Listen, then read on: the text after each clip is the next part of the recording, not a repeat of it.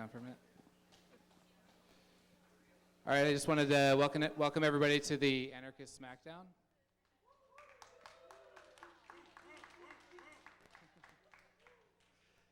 And I just want to start off and give kind of a brief overview of what the format of the Smackdown is going to be. Basically, what we're going to do is we're going to start off with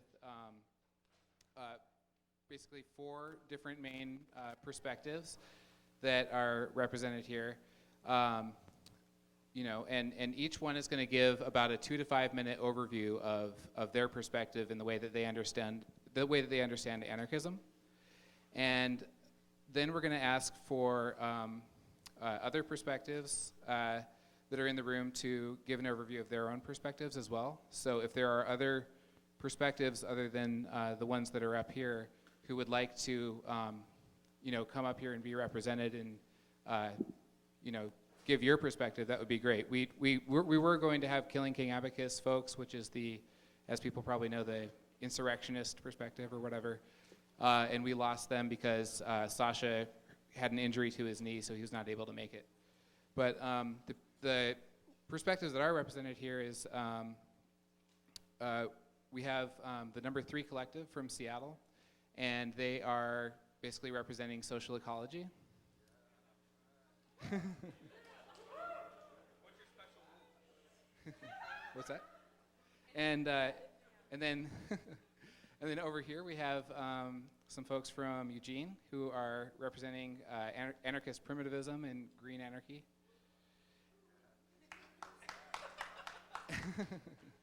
And then over here with the hat on is over here with the hat on is Arthur Miller, and he's representing for platformism, anarcho-syndicalism from Tacoma. And then over here we have Aragorn, and he is representing for what he calls indigenous perspective of anarchism. And pronounced Aragorn. And then over here we have Mary Margaret, who's representing for anarchist feminism.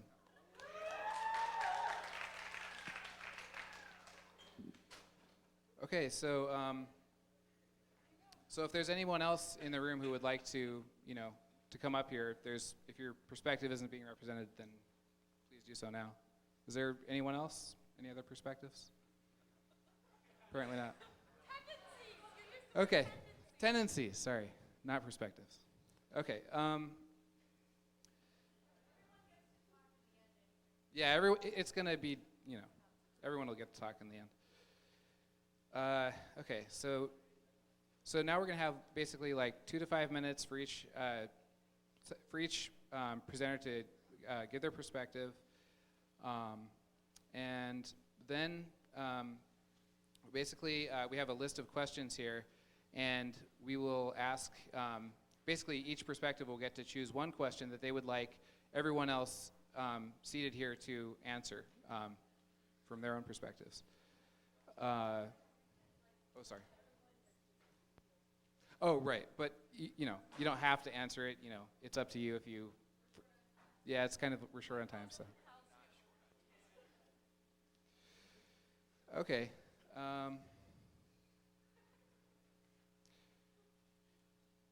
Okay. Right, and then basically it'll just it'll just be opened up for everyone to debate from that point on. So,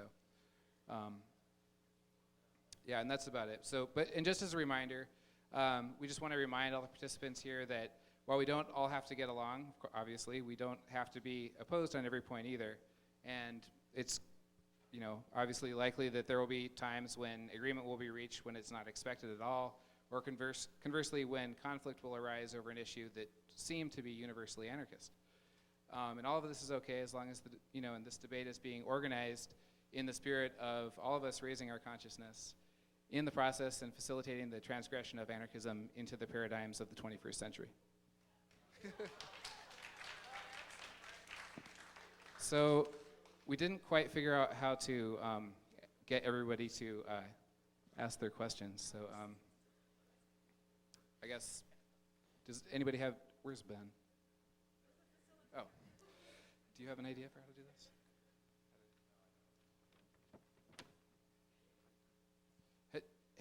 Has everyone here seen this? Everyone who's in the front circle here? Okay. Is that one of the? Yeah. Okay. Why don't you do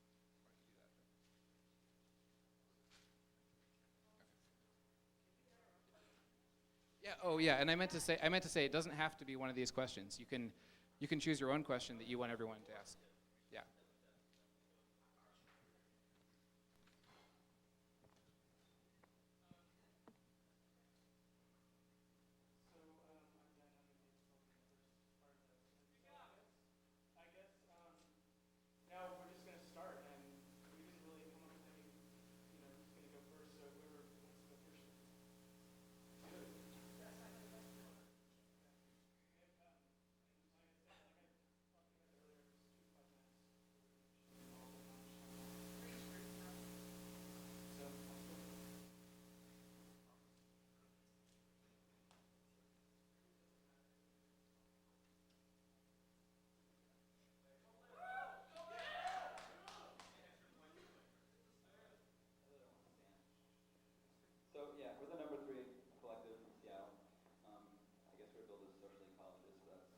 Although we're heavily influenced by that, we're more generally social anarchists. We draw on diverse traditions, autonomous Marxism, lots of stuff.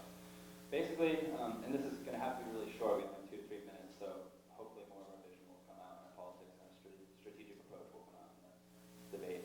But ultimately, we want a non-hierarchical society. This differs slightly from the classical anarchist conception in the fact that it's not just the state, it's not just capitalism. We take this further to hierarchy as a historical manifestation that has taken forms such as white supremacy, patriarchy, ageism, ableism, all these different forms. That's why we're very excited about this Total Liberation Conference, because it's an approach, holistic approach.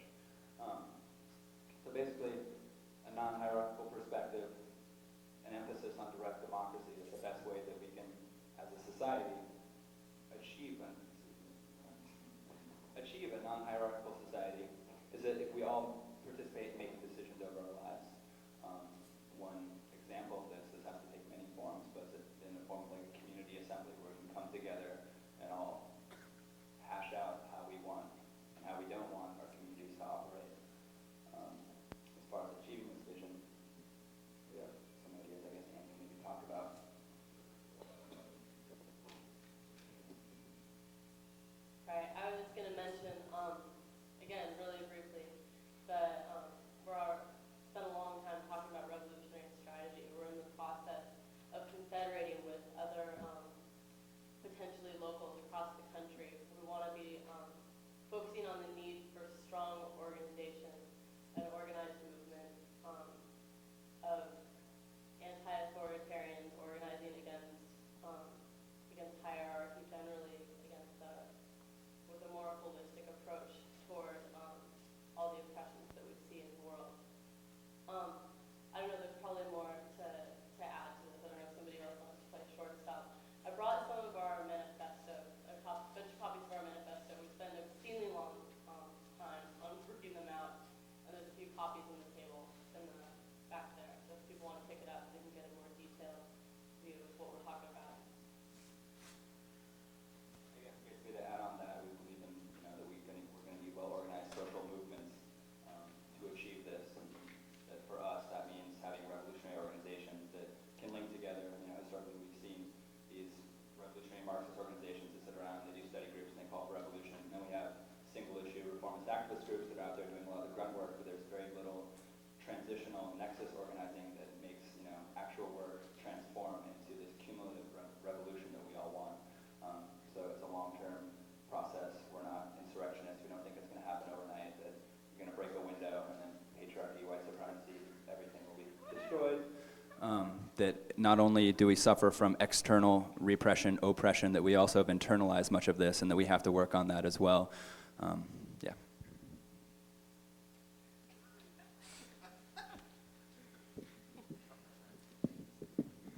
Yeah, I appreciate that intro. I think that what you started with kind of really speaks to some of the fundamental distinctions that there are between the Green Anarchists and Primitivists movements and the traditional or classical anarchist movements, in that Green Anarchists and primitivists shift their unit of analysis away from simply human domination and hierarchy within human systems of class, race, gender, all those things. It doesn't forget those things or deny those things, and it tries not to trivialize those things, although that's a valid criticism at times that I've heard. But basically, the attempt by these approaches is to expand the unit of analysis to dominations beyond the human experience and into nature and how we interact as animals with nature. I think that most of us in this room would probably agree or have heard at some time that they are animals, and that's something that that's been beaten out of our consciousness, that it existed in a very real sense with all of our undomesticated ancestors, and we're trying to connect with that.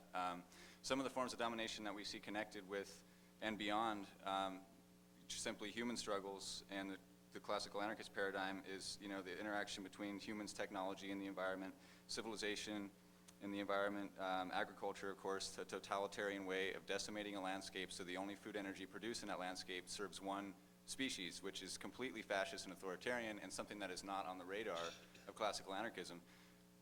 Kropotkin actually was one of the more, I think, he was getting into that mutual aid, understanding how ecological systems work. Other things that the critique draws in is symbolic thought, the way that civilization, domesticated society has taken our pre-existing gray matter and refocused its energies away from learning edible plants, knowing the landscape. We're adapted to live as hunter-gatherers for 3 million years of human history, 99% of human history, all of our ancestors, everybody in this room, however many generations ago. For some of us, it wasn't very many, and actually for a lot of white people on this continent, it was very few. Civilizations had risen and fallen all over the world before my ancestors were colonized, so that's something to remember. Anyway, yeah, we just need to connect with the sense that we're animals and realize that the system has imposed all these ways that we shift our focus away from a wild animal existence. We don't use our eyes and our perception to do much more than ingest information, and our gray matter is the only thing that's stimulated.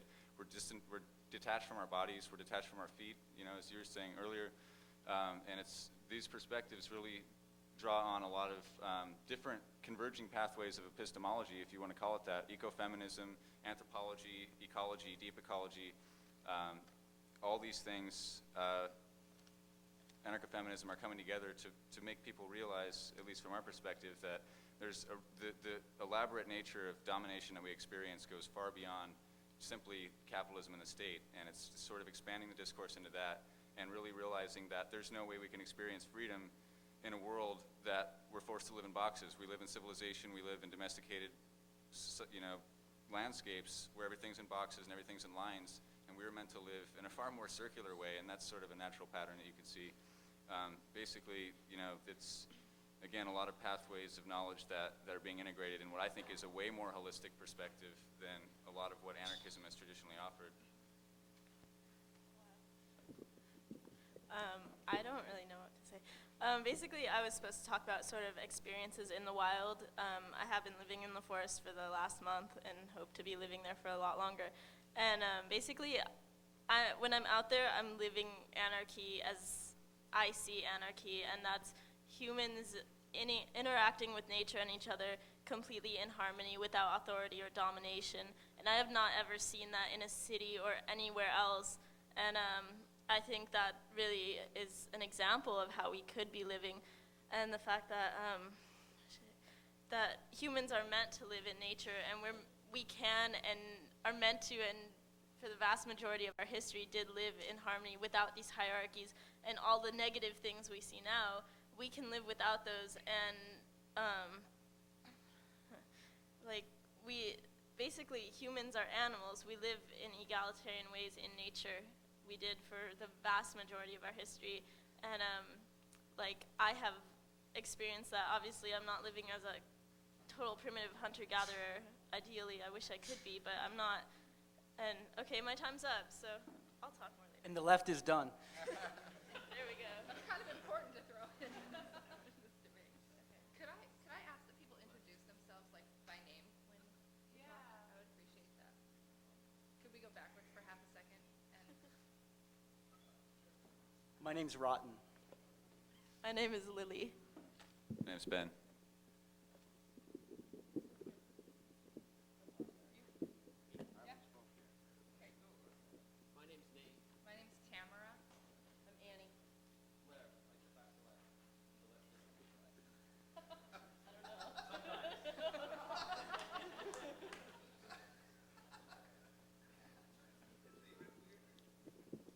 My name's Arthur Miller. I sort of represent the tendencies of anarcho-platformism and anarcho-syndicalism.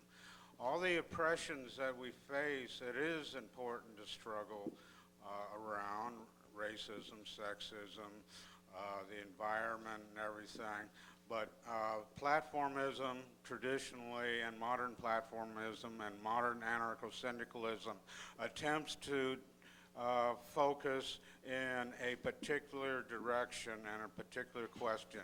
And that question has to do with how do we bring things about. We are faced with a powerful capitalist system. We are faced with a powerful statist system. We are faced with war, economic oppression, and all these things that people are talking about. Well, we got to change things. We're in the middle of an enormous environmental crisis that's going to continuously get worse year after year. How do we stop that? That's the point of platformism and syndicalism, is to create a constructive, realistic plan of how to create an anarchist revolution. Platformism basically believes in anarchist federations that have unity of ideas so that we're heading in the same general direction, unity of tactics and methods so that we don't delude ourselves by going in 100 different directions at the same time and not getting anywhere, the idea of collective and individual responsibility, which basically comes to the idea that we are responsible for every action that we do, and the outcome of it, how it builds our movement, how we use them to create a revolution. We have a responsibility there. And we also believe in collective and individual discipline. That's not discipline of the military, but self-discipline. It means doing what needs to be done at any given time to advance our struggle. If it's stuffing envelopes, or if it's out on a picket line, or if it's out on a barricade, whatever it is, doing what needs to be done and not putting it off.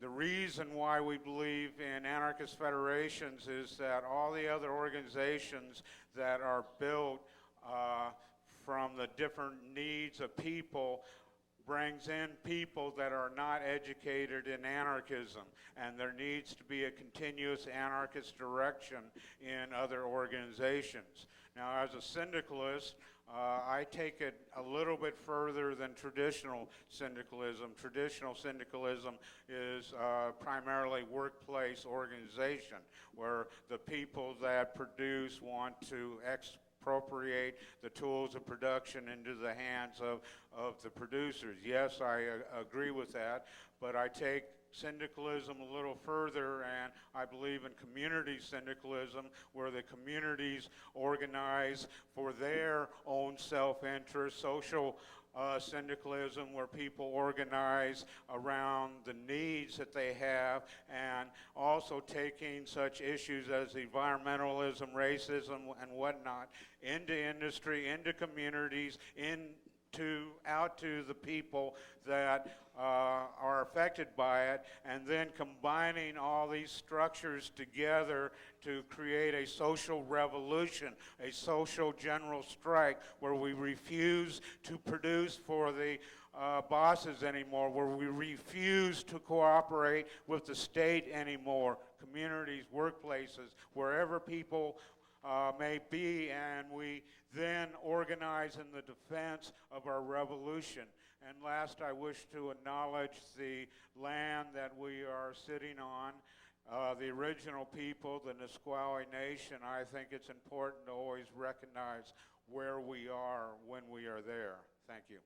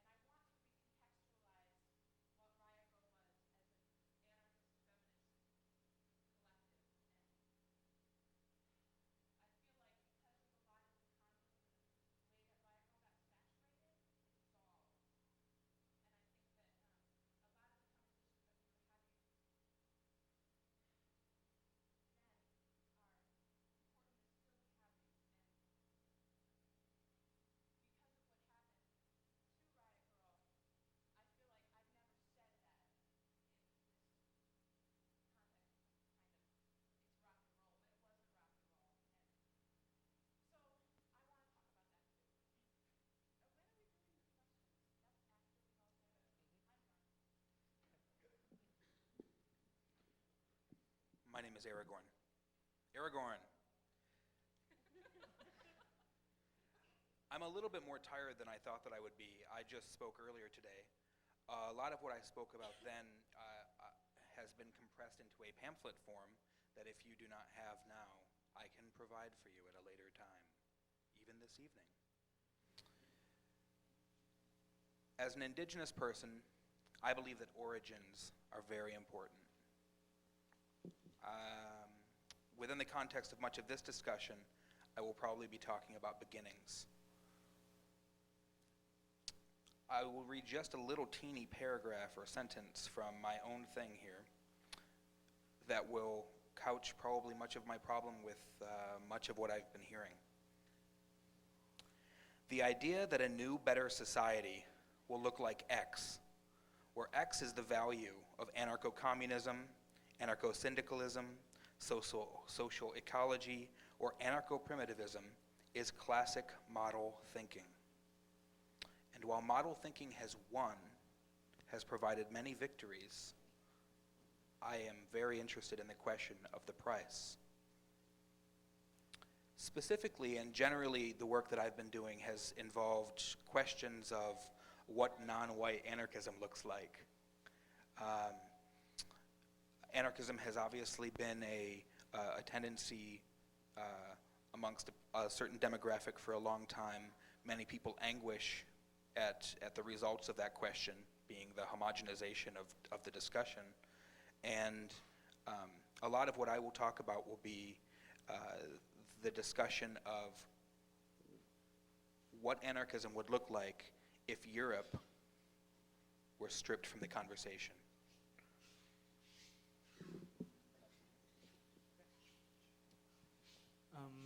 Okay. Can everybody hear me through this mic okay? No, you have to enunciate a little more. I'm sorry. Can everyone hear me now? Okay. Great. So right now, before we launch into the questions, actually, I want to take this opportunity to open up for people who have perspectives that they don't feel like are being represented or they would like to be represented, and I think now is a good time to do that. And if you would like to come up and talk, please feel free. I don't know. I'm sorry, tendencies. Yeah. Got a better word? No, I think it's a really good word. No, I just, I fell back into the perspective trap. But it doesn't look like there's people necessarily jumping up right now. So I guess, if people, like I said, you should come up here and speak if you want to. But I think that we should just go ahead and jump into the questions now. And the way that this next part is going to be set up is that how we had thought of it is that each group or tendency could and can ask a question directed at preferably maybe one or two of the other groups. We're kind of trying to keep this moving on at a decent time and having plenty of time for everyone to talk. So your questions obviously don't have to be limited to the questions that are on this little sheet that we have, but also if we could try and keep answers to within the maybe 5 to 7 minutes. Is that long? Should we 2 to 5 minutes then again? Is that okay with everybody? 2 to 5? Yeah, to respond to the questions. Is that horribly? You can answer something in 2 seconds. How do people feel about that? Yeah. Asking a question to like a group or two groups, or I mean. Preferably, yeah. I mean, and. Or if you want to ask something of the whole Question or a little bit of background. Sure. I mean, please, yeah, feel free to contextualize each question that you ask, and I would hope that you would. So, is everybody clear on that? I'm sorry, it was kind of a jumbled. Yeah. And okay, yeah. When we get done with this, then we're gonna open it up really broadly. So. So each group will ask one question. Yeah, each group gets one question. Each tendency. Yes. For the. Okay. Yeah, why don't we do that? We'll just go in the exact reverse order. We'll start with Aragorn, then Mary Margaret, and I would think think it was Arthur next, and then the Green Anarchy people, and then social ecology. So. I'm going to ask a two-part question. One is actually going to be contextualized by a book called Marxism and the Native Americans that I recommend many of you check out. Within it, a primary question is the question of what will, in your better world, be the role of reservations? In other words, will the reservations empty out into your new world, live by your rules, or will you maintain the lines where reservations currently stand? The second part of that question doesn't have to do with that book, and is more or less the question of asking and answering for yourselves and here the extent to which Eurocentric principles have informed your analysis. Will you repeat the last one? I'm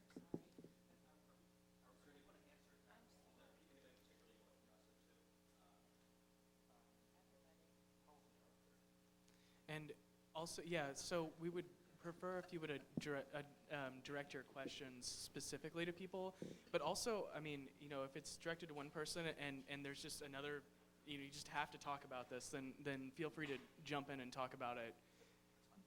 So. Can I play two? Is that all right? Yeah. I'll defend the black sheep in the family.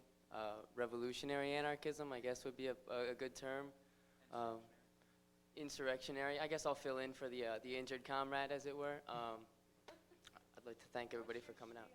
My spiel. I guess I'll stick up for non-organizational autonomous cells that can be urban or rural based, depending on your environment, depending on where you like to live and call home. It can roll out anywhere. Anarchism applies to everything. It applies to parenting. It does. That's true. Nobody really talks about that much, but it does. The way you dominate your children, the way you dominate the people you live with. But it also applies in the workplace. It applies in the highways. This country is built on highways and bridges. I mean, it's a question of learning chemistry, kids. I mean, these things were built and they will fall, and eventually it will be overrun with vegetation. I mean, shit. I mean, if you want Hollywood, go watch Fight Club. Shit cracks me up every day. Thanks a lot. What's your name? I'm Claudius. Just so we don't lose focus of the question that I asked. Oh yeah, please go ahead. I also want to frame the question specifically to Arthur because of his analysis of what he calls sovereignty syndicalism that more or less frames Native people within the context of anarcho-syndicalism. Doesn't necessarily frame people. The reason why I wrote that part on sovereignty syndicalism is that one of the things that I've been involved in supporting Native struggles for many years, and one of the things that Native activists always say about other philosophies is basically like your first question: what is your stance? What is your policy to us? Are we going to have our rights? Are you going to come in and take our land away? Are you going to present a 5-year program on us or other such things? Well, so the reason why I framed it in that position was to make it clear that as an anarcho-syndicalist in the way that I view it, I believe not in reservations, because reservations are the creation of the U.S. federal government, but I believe in the right of indigenous land and indigenous nations to continue without any outside interference upon them. They have their rights to exist, and all the leftist, rightist, middle philosophies that go in there and try to impose themselves on them, I view them as nothing more than missionaryism and the continuation of Christopher Columbus. It's got to stop. The only question I see as far as that goes is, do we continue or do we stop it? My position is that we stop it. On the question of Eurocentrism, how does it relate to the views that I have? Yes, the views that I have were originally created in Europe. From that standpoint, there's a certain amount of Eurocentrism in it, and something that I have combated quite a bit. But My view in my personal views and everything is that we have to open up this process to more than just European ancestor people and start to go learn from all the other different people in the world. We have to learn from the history of what came from the land that we stand on. I find, speaking to many groups and whatnot, that most people do not understand the history that went on right where, for example, right where we're sitting here in Western Washington. That has to change. The education has to change. The attitude and mindset has to change. And that is my basic view on those two subjects. Did that answer your question?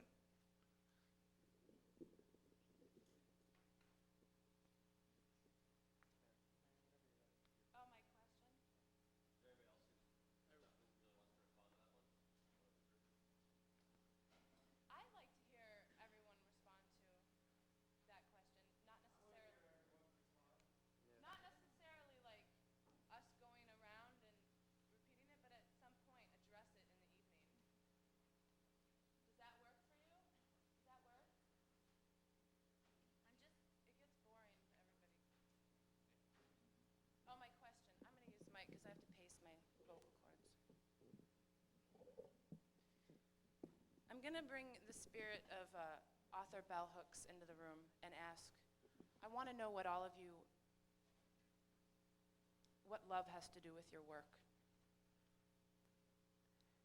And in my culture, the question that or the way that I frame how to connect with people that are strangers or whoever that I need to connect, it's eye contact, and that's the way that we do it.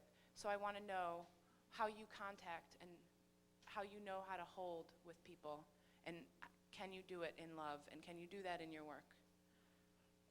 And it's not to anybody individually.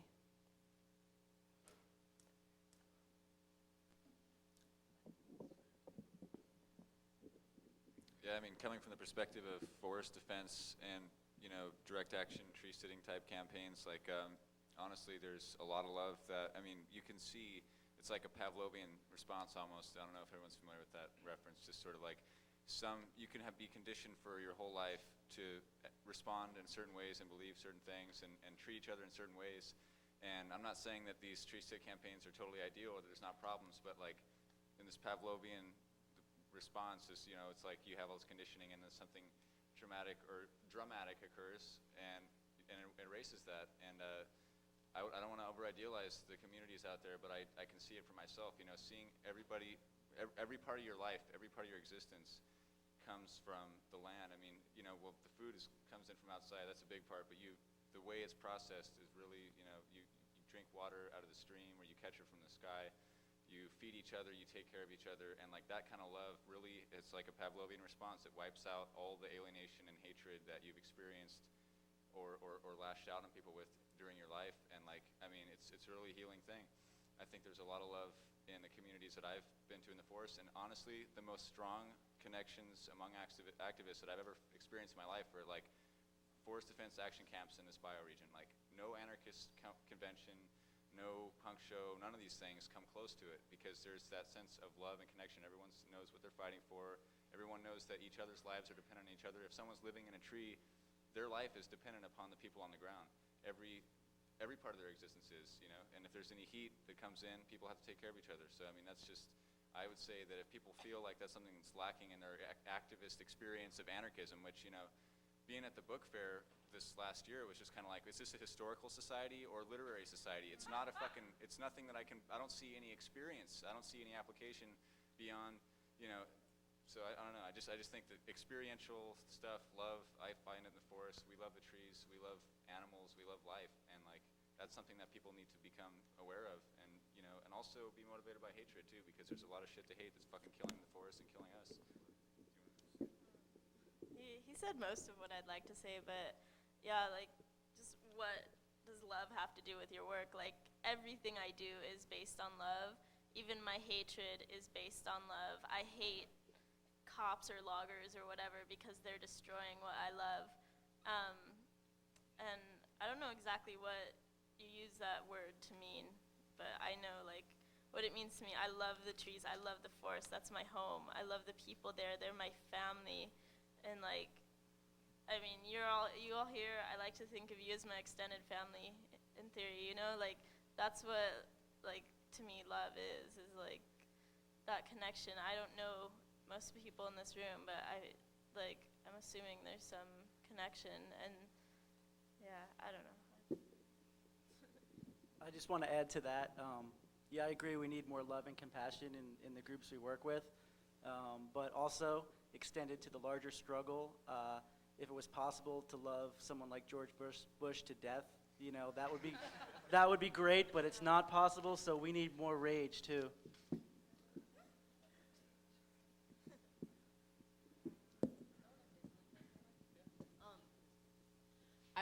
I don't want to try and speak for everybody here, but I mean, what the hell are we all doing here? I mean, if we're here because we're taking time on a Friday night when we could all be swirling beers on a college campus and talking about how we can change the world, right? I mean, what is that? Call it love, call it being misguided or whatever, but, and also, I mean, within our organization, we're talking about building a society that we believe can be based on cooperation, on an egalitarian society, on empathy. I mean, I don't use the L word a lot, but I mean, it kind of seems to fall into that. I'd like to speak. I actually do use the L word a lot, and I read a lot of bell hooks, and her work informs my work as an educator and as somebody working for social change tremendously. She's one of my, I guess, main influences, I think. We also happen to have somebody in our group who's a Vulcan, who doesn't use the L word a whole lot. But I would, at the risk of labeling Blair in a way that he wouldn't want me to do so, he's got a lot of love in him too, and doesn't choose to use that concept. But I see it in him, just in our friendship and in the work he does with other people. But I have a thought. I think this is a really good, important question. We were at a talk given by Michael Albert up in Seattle on a couple of days ago, and he said that the left is suffering, and like the social movements we're involved in, although all of us don't define ourselves as left, I heard you guys mention a little bit ago. Those of us working for the kind of fundamental social change that I think most of us in this room are working for, he says that we're suffering from what he calls the stickiness problem. So he says that we're supposed to be the people who other people should be drawn to. We believe that we have all these sort of, I don't want to say warm and fuzzy, but we believe that we're like right on. I think morally and ethically we believe that we have some values that other people, if it weren't for these unethical institutions, would agree with. And it would seem like people would be drawn to that, but we find ourselves at punk shows, or we find ourselves at book fairs, or we find ourselves in all the settings that we work in, and people are really often repelled from our movements, and we say, what's going on? And it's really kind of a peculiar thing, and I think that we really do have some hard reflecting to do to figure out what's going on in our groups that is creating a situation where we're not supporting one another in a way that allows people to come and join us in our collectives or in our organizations or in our collective houses or whatever, and it's pushing people away rather than bringing them in and creating connections. And connections for me is ultimately probably the foundation of my own work, is trying to create those connections. And a lot of that's grounded for me in a concept that I would call love often. I was just going to say that I think the word love is really vague. It's kind of like freedom. Everyone's for it, but we need to bring those terms down into something where it's actually meaningful, because everyone, wants society based on love, freedom, blah, blah, blah, blah, but then in reality, they mean nothing. So I don't know. I think for me that would maybe correspond to something called mutualism or whatnot, and a lot of things Tamara just spoke to. But of course, it informs all of our work. That's why we're here. I think I'm going to often play the role of opposition to a lot of these "don't we all believe this" kind of thinking. I'm not here because I love you. I think that love is about paying attention. And Those of you that I have paid attention to, I have a loving relationship with.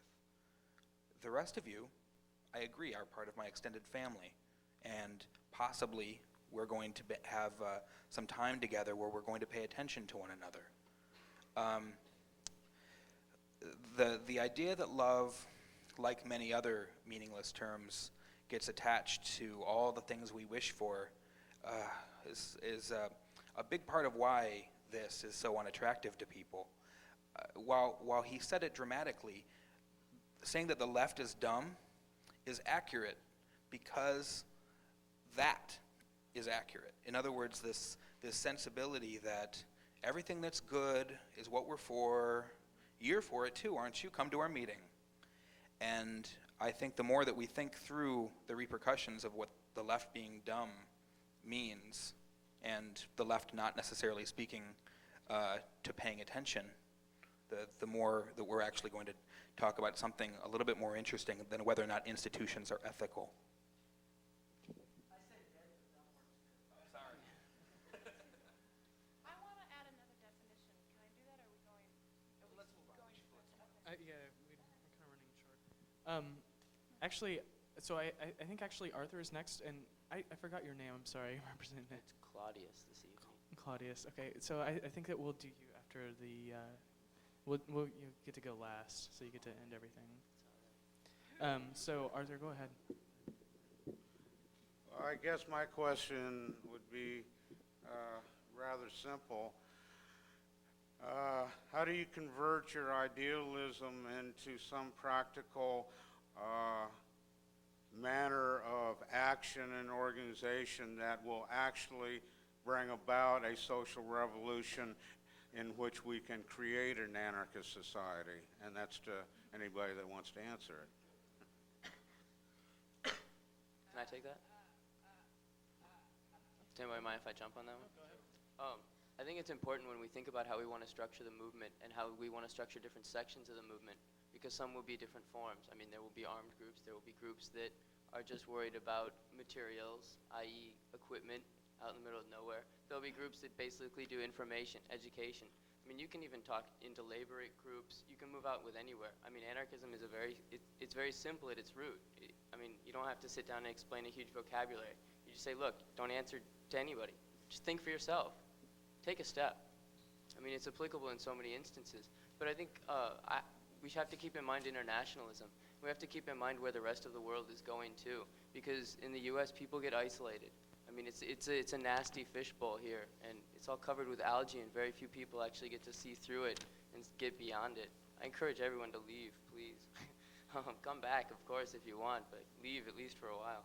And I just wanted to quote, at the risk of sounding ridiculous, let me say that a true revolutionary is guided by feelings of great love. And that's an old Che quote, but I think it's very valid, because you have to put everything on the line. You have to risk everything. I mean, when you get down to it, death squads knocking your door, it's ugly. I mean, come to terms with the fact this country's going down the shithole. The whole world is. I mean, we can sit down and talk about it, but when you look at it within an international perspective, you have to realize that we're basically already dead, and from here on it's work. And basically it's all driven by love. I mean, love and hope for the future. I guess that was your question too. Will you repeat your question? Repeat the question? I'm sorry. What I asked was, given the current situation with all these magnificent powers against us, how do you believe that we can go about through actions and organizations to bring about a social revolution, to bring about an anarchist society? Beyond just idealism, how can we do it?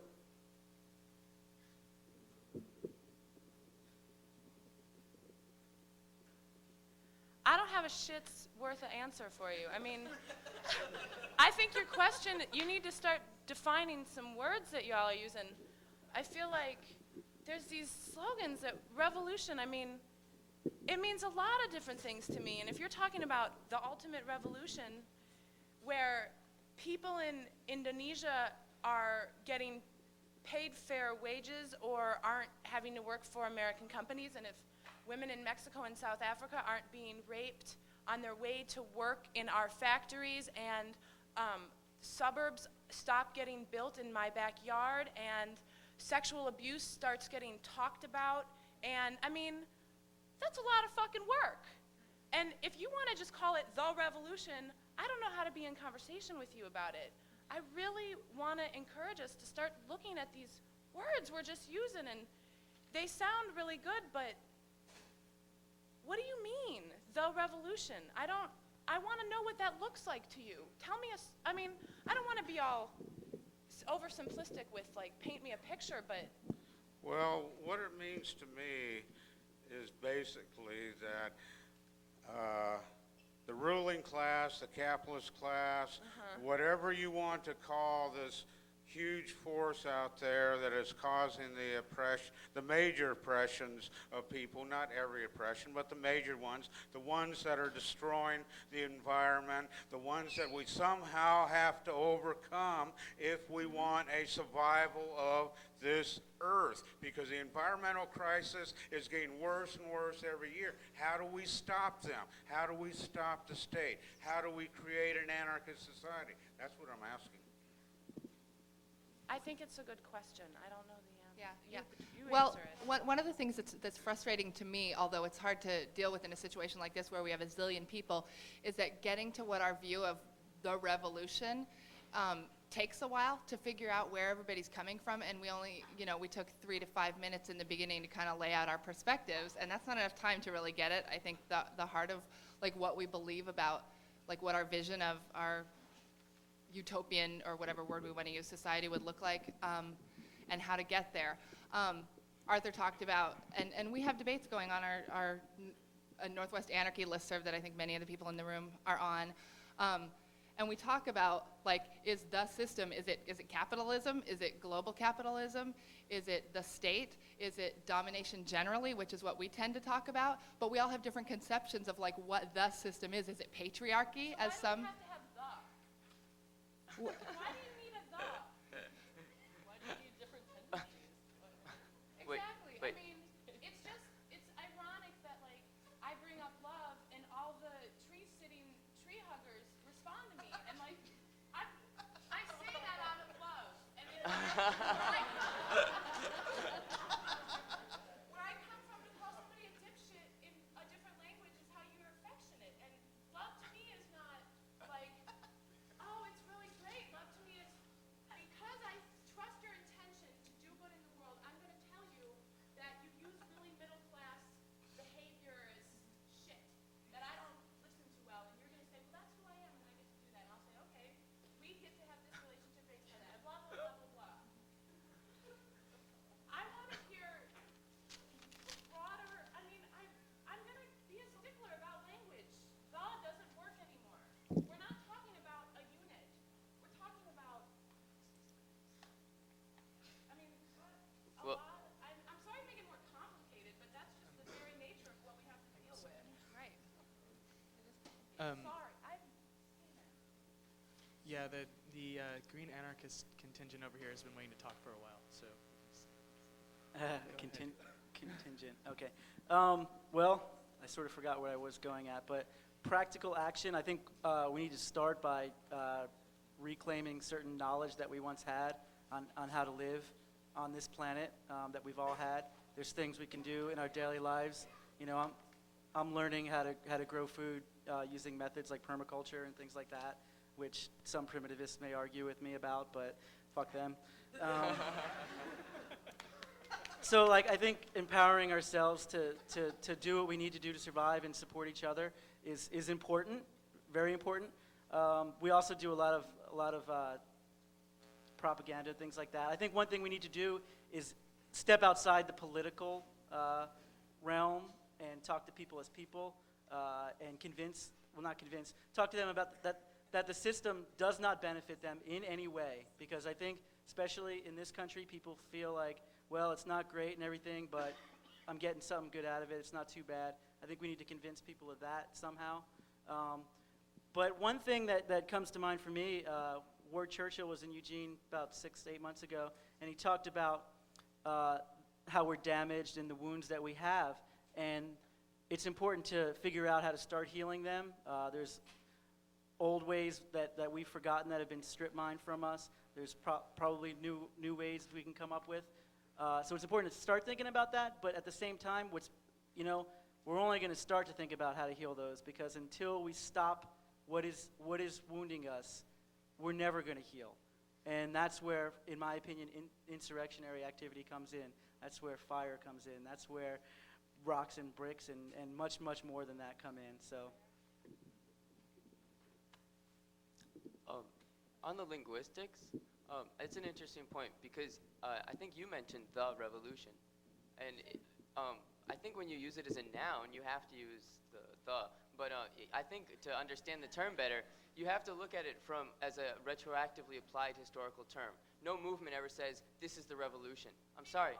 No, excuse me. No successful movement in history ever says, this is the revolution. They say, this is the war. And afterwards, when you win, and I don't mean take power, because I don't think that's the necessary answer, but I think through history we've learned this, then it becomes the revolution, and it becomes a point in history. For example, in Cuba, it's the 42nd year of the revolution, all right? That's what it means. But revolution shouldn't be a noun. That's silly. You should think of it as a philosophy. You should apply it to everything in your life. You should say, how do I treat everyone around me? I mean, obviously that's a concern for you. That's fantastic. Look at how you do. I mean, look at how you treat people at your work. And this is true for anarchy, because anarchy and revolution, I think, are the same thing.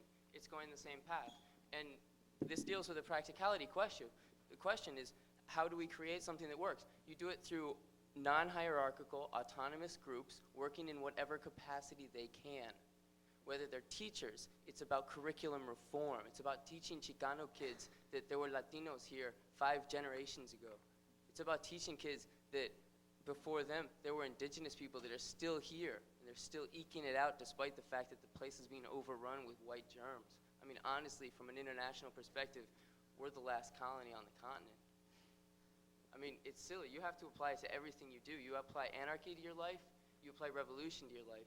Revolution is a stage of commitment, I believe. And I'm not saying you have to do this gung-ho. That's not the answer for everyone either. I mean, shit, I haven't killed an animal in 10 years. I love everything. I don't fuck with people. I love to duke it up on the microphone, though, but I mean, but people will do that, and it's good to remember that, because those people are out there every day fighting and dying. It doesn't happen around here too often. Happens in Eugene once in a while, but it doesn't happen all the time, and it's not on the front lines. But it's going to happen whether a bunch of college kids are about it or not.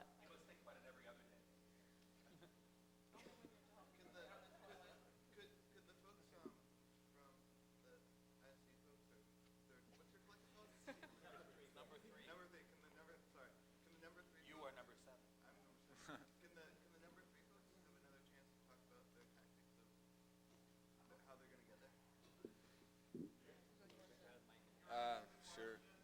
I'll just say something real quick, just that, we're on a couple terms I think are really important as far as defining stuff and seeing what the role of certain terms are. You were talking about, just reaching for a word that seemed to encapsulate more than just these reductionistic words or concepts. Well, maybe not.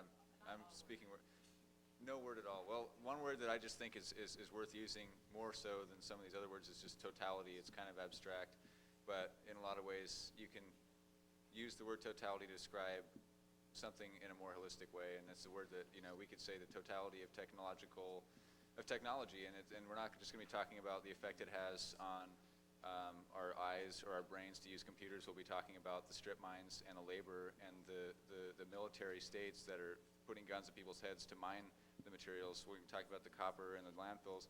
That kind of, and it's just a word you might want to use. I like to use it. And also revolution. It's I just had to say this. What's that? Trademark. Yeah. Okay. Well, just something to think about in terms of what I think to be the totality of civilization and the history of the technological totality. Is the kind of revolutions that this planet has really seen, and we like to, as activists, leftists, anarchists, primitivists, sometimes we like to use the word revolution as though we've claimed it for ourselves, or as though it's really something that we've defined and something that we shaped historically. And I think that since it is a word that is used, and often, several different contexts to use the word, something that is not often remembered about the word and the concept of revolution in terms of some sort of major transformation or shift that occurs. Most of the revolutions that this planet has seen during the tenure of human beings have not been social revolutions towards any political shift necessarily. Those have been byproducts. The real shifts have been technological revolutions, beginning with the Cultural Revolution, as it's called in anthropology, 2.4 million years ago, stone tools.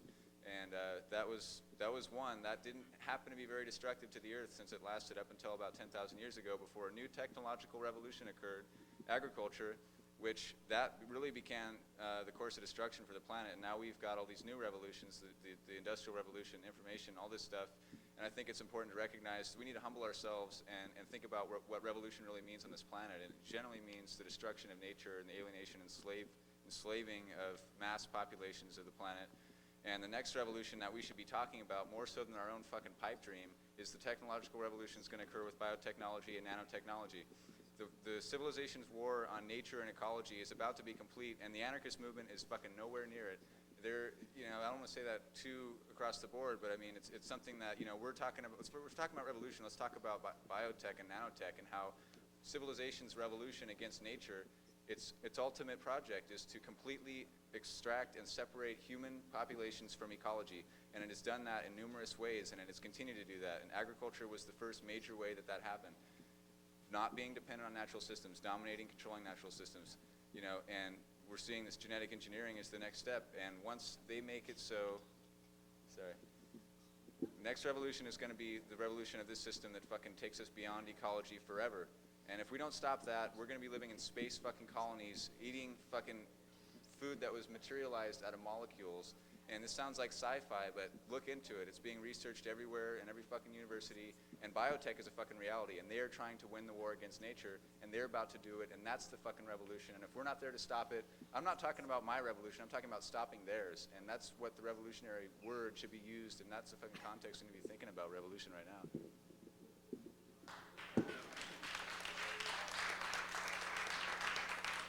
So I'm sorry, if we could stray back to Arthur's question and stray back to the number 3 collective, because I think people were interested in hearing what you had to say. All right, maybe we can pull some of these diverse threads together, because Arthur basically asked, how do we achieve revolution? And then, I can't remember your name, but Mary Margaret asked, what the fuck does revolution even mean? And I think that's a very important question, because maybe to an anarcho-feminist it means overthrowing patriarchy. Maybe to a syndicalist it means primarily overthrowing, the capitalist systems of production and blah, blah, blah.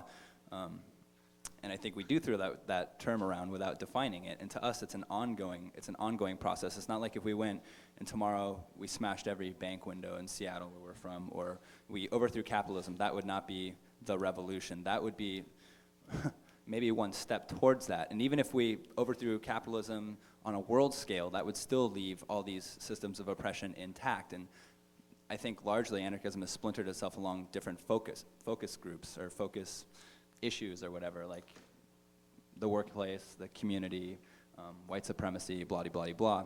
And as far as like strategies and tactics, we're obviously all fighting for the same things. We need to have a common vision, though, an understanding of how these things link together, and to confederate these diverse struggles so that we're not just consistently bought off, we're not consistently fighting single issues that never add up. We need to have like larger goals, and I don't know, there's a tendency to also be really vague when we do say like we want revolution. What does that actually mean? And we need to have building blocks, like, okay, it means organizing our workplace, it means controlling that, then beyond that it means this, and beyond that it means that. And like one of the tools that we look at in our organization, or that we use, is having minimal steps, a minimal program, basic reforms, a transitional program, how those reforms are going to build into a larger vision of ultimately, revolution, a directly democratic society, non-hierarchical society. And it ain't going to happen in our lifetime. It ain't just going to happen when we smash a window. That's like, to us, insurrectionism is just a very simplistic view of revolution. That's not how it happens. And I understand some insurrectionists have an ongoing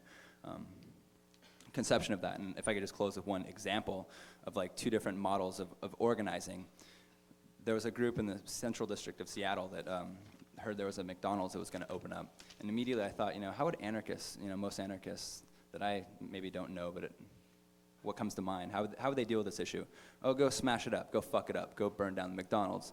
Instead, it was largely a community of color, and it was a people of color's organization. They went in, they did the long, boring, not very glamorous work of knocking on all those fucking doors, talking to people about what was going in, talking about, they're going to be exporting our money, they're not going to be serving culturally appropriate food, it's destructive, and they eventually got the community to support this action, and they said, fuck you, McDonald's, we don't want you here, and it stuck. Now, say the McDonald's had actually come, they could have gone and done some sort of militant direct action, like burn the fucker down, and then the community would have understood, instead of like a few radicals go and blow it up first, and everybody's like, what the fuck? And it doesn't go anywhere, because it's not just these symbolic manifestations of oppression, it's also the relationships that go way beyond that we have to dismantle and replace.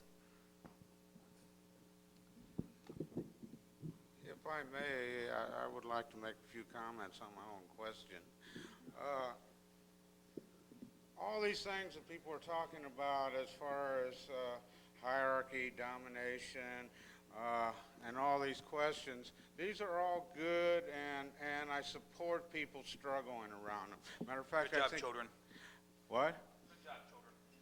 Yeah, all those things are important, but we are faced, like it or not, as we call ourselves anarchists, which means without government, we're faced with a corporate governmental system that is murdering people around the world, that has a class system that is keeping people down and making them worse. We have a class system that creates a class of super exploited people of color who are still in that position after so many years. We are in a situation of that same corporate state structure that is destroying the environment on a level that's unprecedented, on a level that none of us can understand. I'm both a shipyard worker and an environmental technician. I work out in the industry dealing with environmental problems, dealing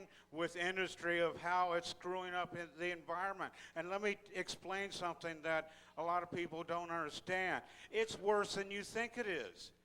Okay, you look at me as a worker as being a syndicalist, but let me clue you in on something. Everything that they talked about and everything like that, it's worse than you think it is. And unless we come up with methods of changing that, of getting those people on the top out of there, we ain't got a chance to survive. That's where it comes down to. There are scientists that are talking about different levels of extinction in the next 40 years. We see global warming on the extent that today we can see the direct effects. We can't just be idealistic about it. We have to come up with solutions to change it, and to change it as soon as we possibly can. That's my viewpoint. A note to the moderators. I think that it's a very bad thing for people to be answering their own questions. It's pretty clear where you stand on this issue, and you didn't change. Yeah, not only did you not answer your own question, but you didn't say anything separate from what we've already heard. I'm of the mind that an indigenous perspective would be that when all you crazy white people are done with your shit and most likely blow yourselves up, that living will go on. 3 cheers for the cockroach too, man. Survival. Yeah. I'm sorry, we kind of got way digressed there. So actually now it's the Green Anarchy people, and then I'm sorry, it's the Green Anarchy's people. It's our turn to ask a question. Okay, obviously, we're against civilization. Not just a catchy title, way of living. Anyway, so I think it's safe to say that most primitivists, maybe not all green anarchists, but hopefully so, probably understand their life in terms of, living in civilization is like subjecting yourself to torture or being forced to experience torture every nanosecond of existence in a sterile fucking room like this with fucking fluorescent lights. I mean, we're the only life forms in here. Doesn't that disturb you? That would disturb any other fucking wild animal that was put into this environment. And I want to connect with that sense of wildness. We want to connect with that sense of wildness. So in that context, we consider these sort of artificial environments to be fucking torture chambers, just like they are for any caged mink or any fucking caged monkey or tiger or whatever the fuck it is. That's what the spirit we identify with. And so with that in mind, our question to anyone who wants to answer it, or anyone who thinks that their vision can occur within civilization, our question is, Who here believes that their vision of total liberation can be attained while living in an unmovable, lifeless box?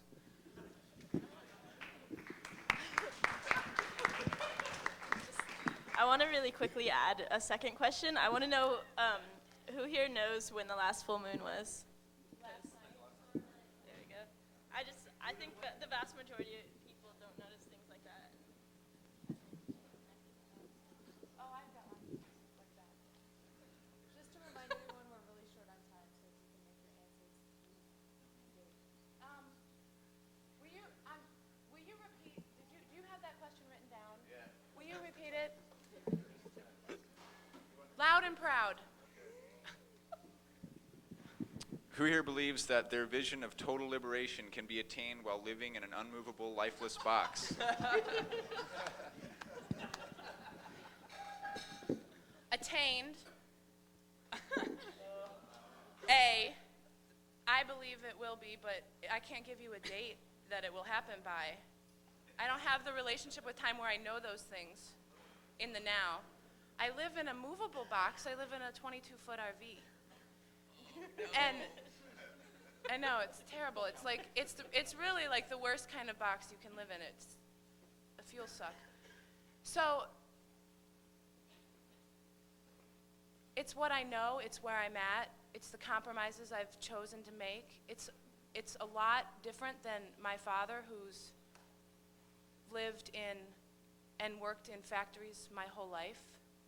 It's a lot different than the relationships. I mean, I grew up in the cities of Detroit and Chicago, and now I have 17 chickens. And to me, that is how I attain. And that might not happen, and I might living in a box, but if I have to walk home and see that box as this piece of shit, blah, blah, blah, blah, blah, how do I believe I'm worth defending? What do I believe is worth defending? I don't know what it looks like, because this is my box, you know? But it's like, this is the, like, representative of our ideas around and outside of that box. And I just don't want to discount the question by focusing on the word pain and trying to trade statistics and facts based on that word. Can I just say something relative to that? Basically, Sure. I mean, the idea of like, it's the idea of an end state. I mean, we're ideologues whether or not we want to pretend we're not. I mean, we have isms and is attached to our names, which means we're not primitive people. We are primitivists. We would like to live. That is the ideal that we seek to attain in our lives, or to whatever extent we can possible. Our end state is a state without a world without domestication. As long as I'm alive, I'm going to fight the human-created destructive phenomenon of domestication. As long as communists are alive, they're going to fight for their communist ideal, and their end state will end at a certain point. What I'm saying is that nobody that I know of besides existing primitive, and I hate that word, whatever you want to say, cultures and green anarchist primitivists are saying that they're not going to stop fighting until every fucking fixed feature of the landscape is destroyed and demolished and we're nomadic. I mean, that's the end state, is to be nomadic. When I was a kid, you had to finish the food that was put in front of you. And each night we had milk, frozen vegetables, and hamburger helper. I didn't mind milk or the vegetables, I just wanted to respond to but I that relatively really quickly. hated I mean, eating we're hamburger in a box, helper. right? It's shaped like a box. We live in a It was building. my least But favorite humans food. built this, right? And I later, think I the came to issue that I realize take that with the question and where primitivism I didn't is need coming to eat from meat is in general. at what point do you draw a distinction And between I finally nature came to a and decision. humans? And I think that humans, I think as Tamara was saying, are a special kind of people, you know, like a special kind of animal. We're not, yeah, we're animals, we're mammals. I don't like birds, hamburger but helper. we're special. We can think. They have special I capabilities. don't like We can do special hamburger things. helper. It was the decision not to what eat is, meat. Where's the difference? How is this?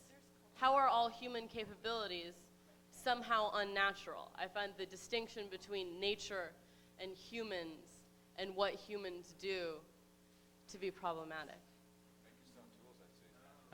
Actually, yeah, I'm sorry. I'm sorry. Can I add one thing on there? I wouldn't use the word special, I'd use different. Just by the very nature that we've destroyed. I'm sorry. No, I'm we. sorry. That's what I meant. Were you being sarcastic or? Okay. Well, by the very nature that we have fucked up this planet, unlike any other species has, to me, says that we have capabilities unlike any other species that we therefore need to be responsible for. I used to be a deep ecologist. I grew up in Bremerton, Washington, right out the fucking foothills of the Olympics. I used to have dreadlocks and do forest defense, believe it or not. But to me, it just felt like a Band-Aid after a while, going out there and putting myself in front of chainsaws and whatnot, and it wasn't getting anywhere. We weren't questioning the fundamental logic of capitalism that was causing these workers, who some of which I knew, going out there trying to provide for their kids, and it was just like this complete loggerheads happening, and it has to go beyond that. We have to understand the root causes of these things. Kind of lost my train of thought there. I'll hold off. Okay. Actually, yeah, it's y'all have the next question. So. Weren't we talking about civilization really quick? I mean, weren't we? That's an important point that we should kind of discuss, whether we can actually exist within the box consumers, take it home, eat it, destroy it. And yeah, no, I agree, and I think that that's a point that could be brought up in the next portion right now, but I think that we're running short on time, and so we're going to try and bulldoze through these last two questions, if that's okay, and then we can save that and bring it up when. So. Can I bulldoze an answer there? Is that all right? Well, I would really. Did the circle agree that everybody gets to answer the questions? I mean, I would really prefer if you dynamited an answer everybody later. answers every question. Necessarily. That the people who ask the questions might target them to a few people they wanted to answer it. One or two. Yeah. So. It's the number 3 collective now for their question. We could just. We've answered almost all the questions. So we could just. We talked about like strategy, I guess, like how do we get there? But then people are like, what is it we're trying to get? Are we trying to get the abolition of civilization? What does that mean, agriculture? I'm still kind of stuck on defining terms, like what is it we want, like as revolutionists. Ask your question, please. We want to ask, our original question was for the Green Anarchy folks, how you get from here to there, and if somewhere in there you could address what civilization is. It's the same question, though, that Arthur asked. Now we can all answer. Well, maybe they can answer it. Mix it with the reservation question. No. What civilization is? That's a different question. Yeah, I would be okay with that. He did ask the question that we were going to ask. Okay. And is that just directed for them, or is there one other?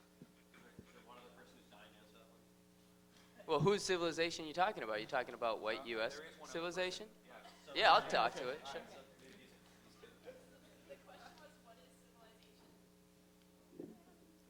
Yeah, and it was. Well, if I could jump in on this question. The problem I have with the question is by whose definition are you using? What is civilization? It's the same problem I have of what is primitive.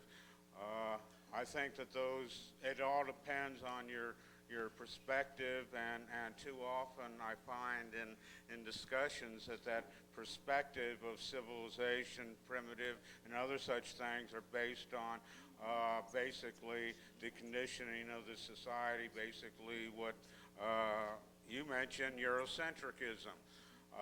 Are the traditional tribal people of the world primitive? Hell no. I believe that they are a hell of a lot more civilized than what we're living in.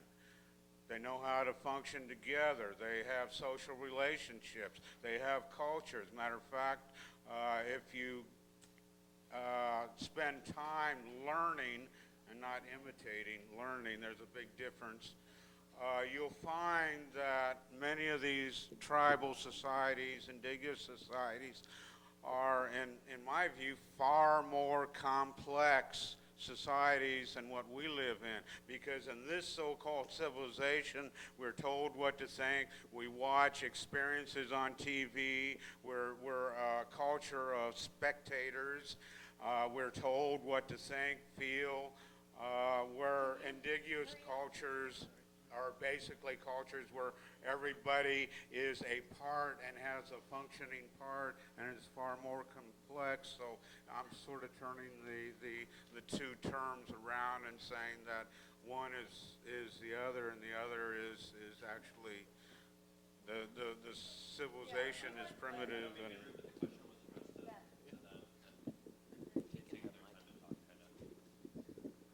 Okay, first I want to start off really quickly addressing what you just said. I hate using the word primitive, but it is the word that's used. And because primitive means early state, and that means that like humans were eventually meant to become what we are, and like hunter-gatherers were a primitive form of humans, and that's bullshit. Like, I think everything besides hunter-gatherers is not human nature. But by civilization, like, to me that means a very specific, it has a meaning.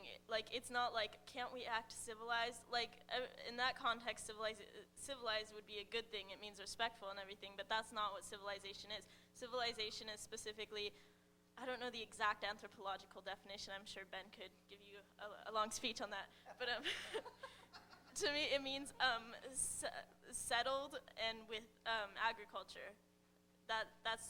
And with, well, I guess to me, and with technology beyond, I hate to say primitive tools, stone tools, I guess, but yeah, simple tools, and basically living rather than within nature and as a part of natural cycles, putting themselves or ourselves outside of nature. And so that's when I talk about destroying civilization, I'm talking about like not living in an agricultural, settled, and technological society. So, yeah, I don't. And I would just add to that, well, civilization, as I see it, and I think other primitivists and green anarchists, is inherently about domination, which is why many of us look at 10,000 years ago when agriculture and domestication started to take root. I think it involves, take root, that's a bad term to use. It involves, I think, division of labor, complexity of tools. But one thing, and I'm going to answer your follow-up question just really briefly as far as how do we get there from here, possibly. I think a hell of a good start is to start questioning some of this shit, which it seems like most of the so-called anarchist movement, which is supposed to be about non-domination, refuses to question and gets hostile when we try to question these things. So I think that's a start, to start to question ideas like production, which I see as inherently about domination, not only of the people that are enslaved and forced into that way, but also to the earth. So I would say by starting to question some of these things, which is one thing like to put out too, is that's my goal. I'm not trying to lay a program out for anyone. I'm not going to say, here's how we get from there to there. I'm saying, let's think about some of this stuff. Okay, I'll be brief. Okay. Because I don't have other members of my tendency to inform me that I'm not being brief. We appreciate that a lot. There's been a lot of, the problem with the term civilization and that being a focus of our discussion is that it tends to turn the conversation into the topsy-turvy world of whether or not civilization is good or bad. And that tends to be the terrain with which most of this conversation happens in. For those who want to be civilized, it is good. For those who are opposed to the machinations, it is bad. And the deepening that conversation obviously has to happen on a couple different levels. I'm aching to talk more about the specialness of humans, but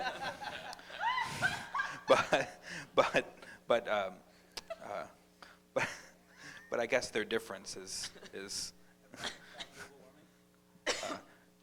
have native people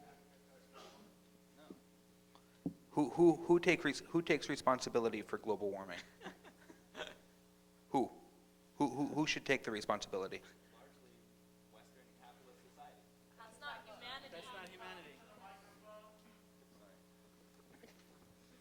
He's saying the industrialists should do it. It's their damn fault. Right. What I'm saying though is that's one potentiality. We have the potentiality for great good. We also have the potentiality to fuck up the planet beyond all recognition in a way. Yeah. Which is why we should move our industries towards thinking technologies. I'm sorry, I'd really like to move this on to the last question, as interesting as this line of thought is. I'd really like to move it on. And so we have one question left. I'll try to be quick. And if you could direct This isn't a question. Fuck, man. Get out of the crowd to come talk, hang out, fuck around. Jesus Christ, man. You guys have dates or something? Where the fuck are you going? You gonna bed at 11? What the fuck kind of anarchists are you?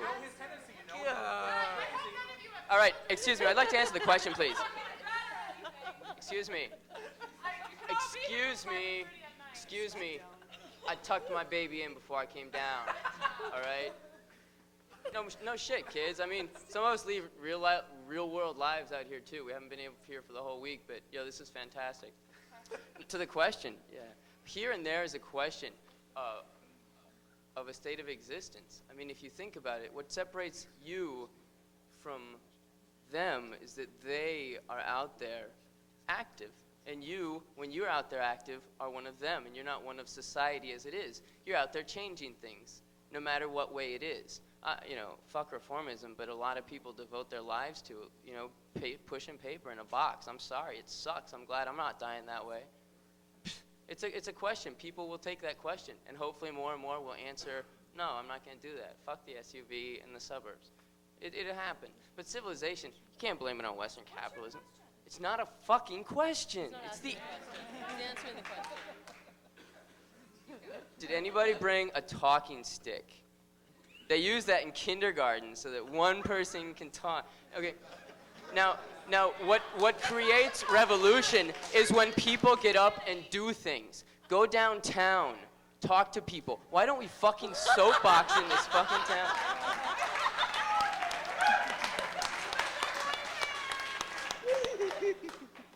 It's all right, I'll shout too, I don't mind.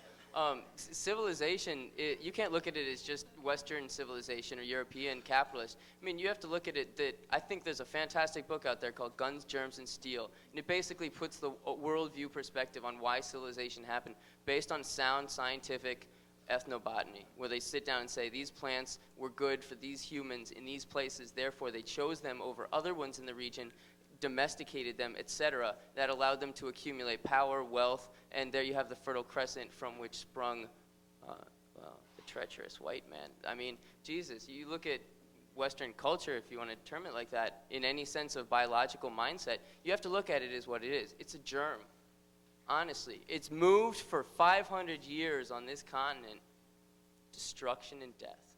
You can't say it twice. Well, I mean, you can't look at it any other way. I mean, that's it.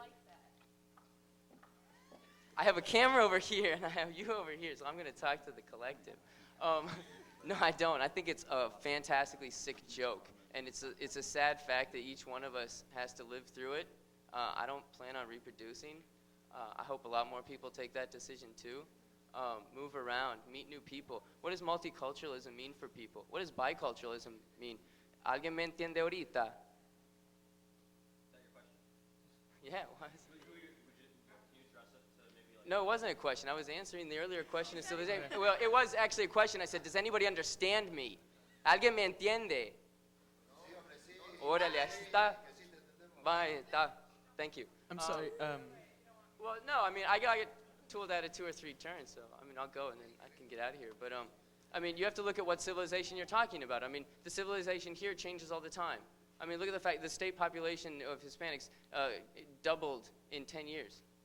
They have $1 billion consuming capability. They also have their own organizing structures. They bring organizing from the South up here. Their flags are red and black because that's the international colors of striking, not because they're anarcho-syndicalists. Dude, you're going to have a tough time finding people that know who Flores Magnon was. I mean, even among Mexicans who would know that he was at least a Mexican. And some of them will know that he was an anarchist. A few people out here will know because, you know, he's fashionable again, I guess. But when you talk about civilization, you have to analyze which one. I mean, they're plagues. And it's not just Europeans. I mean, they're all over. And every time one loses, another one comes in. Just like in any other germ. Fucking how's it going to deal with? I hope to God that the joke comes through when biotechnology and their gene warfare, when they can pick out selectively, swings back. Chickens coming home to roost, as Malcolm said. And they take them down, and they are just all sterilized. Same thing should be done with the cows. Same thing should be done with all non-native mammals. Let them live their life in peace. Don't let them continue living after that. And I don't want my photos taken, man. You can talk to me afterwards. That's cool. Take it easy. I'm sorry, I'm going to interject here. I'm done. I don't have any questions. No questions? Okay, then we're going to take a break right now then. Mary Margaret has...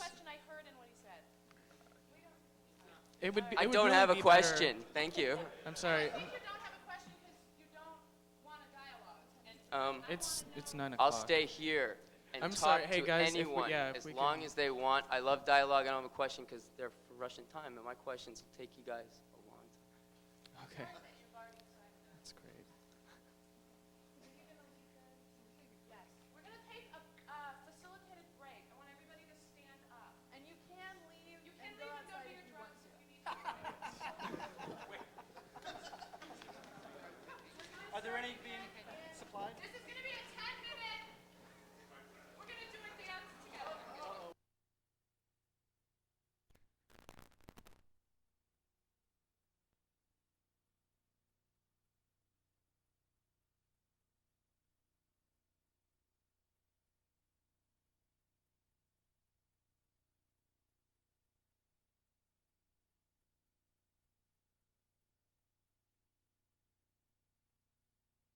Whatever you want to do, but we're going to start. Stop your mingling. Don't mingle. There'll be plenty of time for mingling afterwards. Okay, so, hi, I'm me.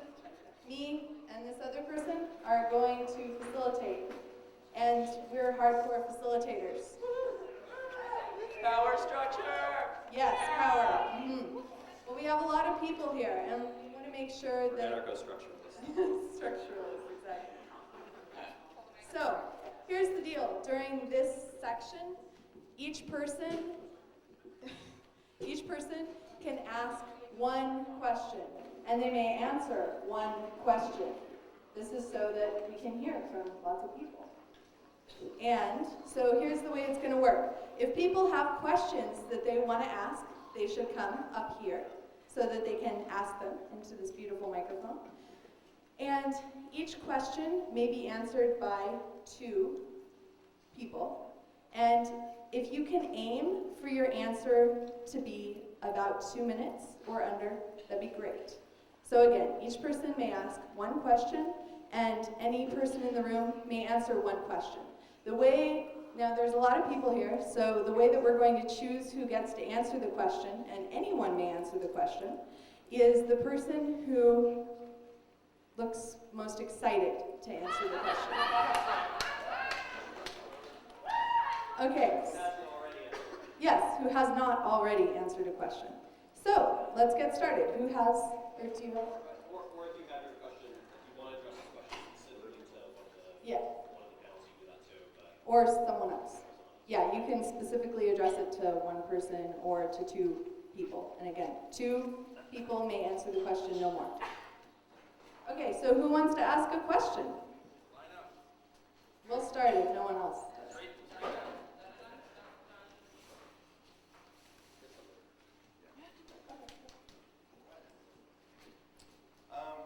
This question is specifically being asked towards the Green Anarchy primitive folks and Collective 3, or number 3? Is that the number 3?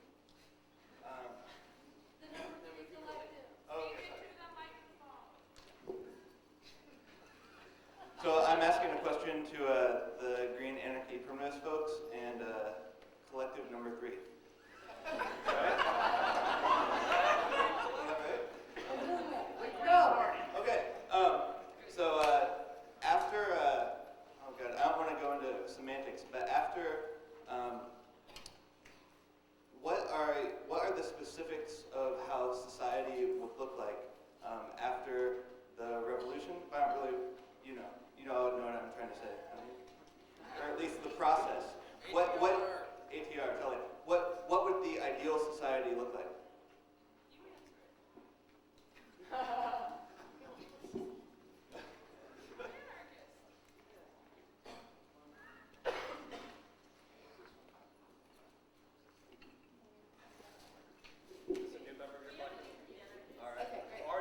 My name is Roger.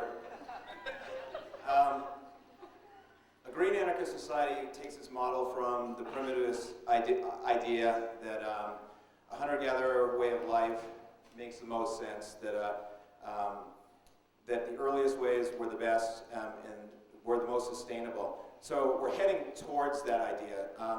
Obviously, there's never, society is never in stasis, like nature is never in stasis, so there'll never be an end to it. But for instance, we could draw an example from maybe permaculture as an idea of the way we might get there, which is sort of a de-evolutionary way of deconstructing civilization and creating a greener world.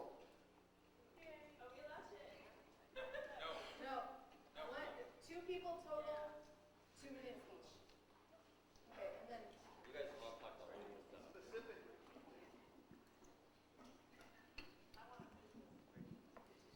That's as far as we're going to get.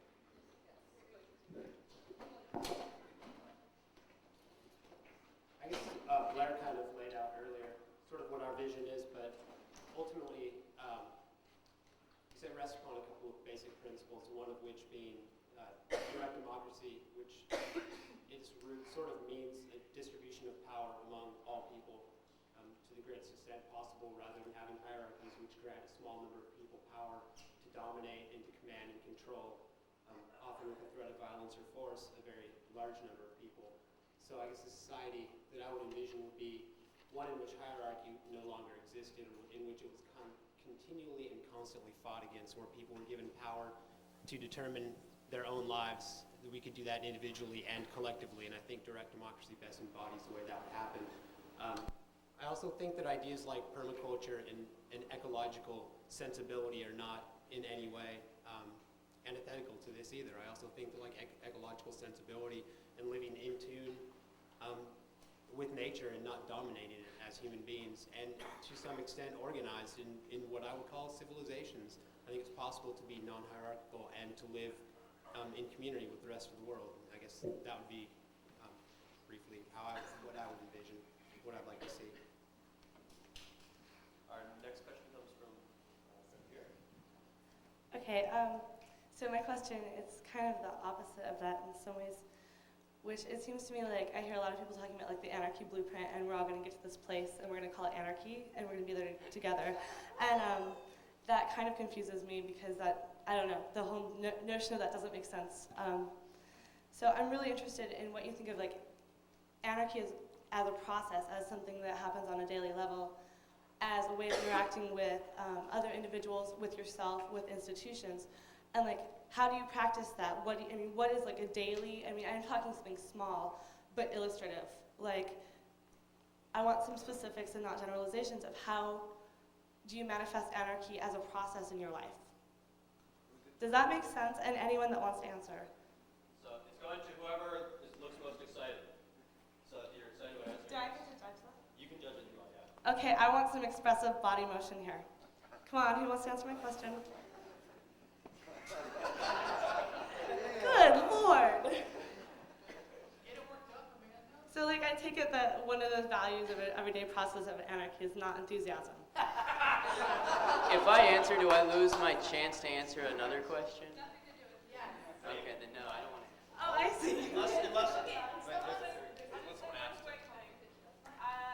I think that the most original domination that we have is the domination of our mind over the rest of our body, and connecting with who we are physically and what our body is kind of like, and not oppressing it, and not being hateful towards it, I think is one of the first like daily steps that everybody can take. I don't know. Can I answer some of that? Yeah. You know, it seems to me that on a daily level, it's the most important thing about anarchy. We want to get left and right out of our lives. We want politics off the table. We want to walk around and deal with people every day with a smile and with love and with hugs. So how do you do that, you know? It means you got to be active with everyone you meet. You got to be open to everyone you meet, no matter what they look like, no matter who they think they are. You got to open the door for them. And, you know, you run a risk, maybe they'll step on you, maybe they won't. But you got to try and treat everyone equally, get out there and push it, you know? And I mean, it means like shaking hands with, I don't know, the guy pushing the shopping cart, you know? You got to get out there and try and make everybody feel better so that maybe they'll push a little bit of their happiness and spread it around, and then we'll all just be so happy. So next question. All right. So everyone's been talking for a while and gotten to get an idea where everyone's at. And we're hearing plenty of stuff about loving the forest and loving each other and communities self-organizing, blah, blah, blah. But the question is, what is it about your framework that actually makes you an anarchist? And is that actually an important point to your framework? Sure, I'm hearing a lot of rehashed liberalism coming from all corners of the room, but are there actually any anarchists in the circle? Are there actually any anarchists here? I think that's part of the question. And so I'd like to specifically point it at a couple people, which would be, I'm sorry, the man in black, Aragorn, and the number 3 Green Party. Oh.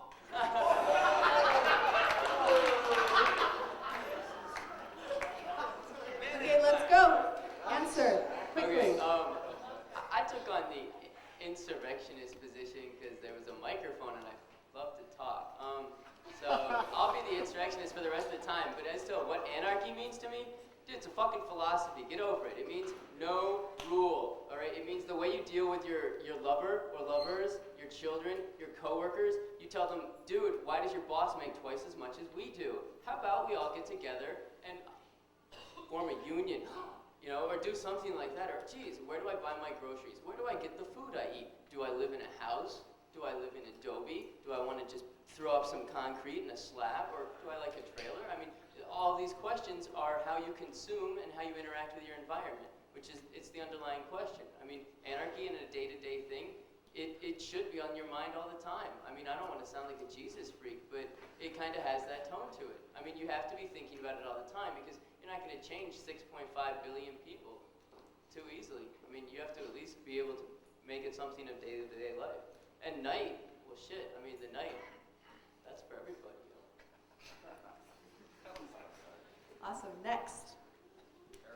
Aragorn? I think that you, man in black, have defined what we mean when we think of ideological thinking.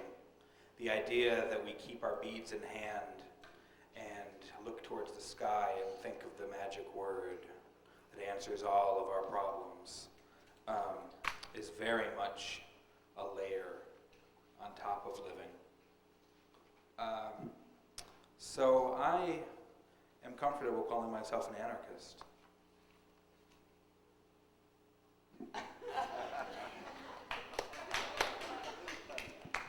Number 3.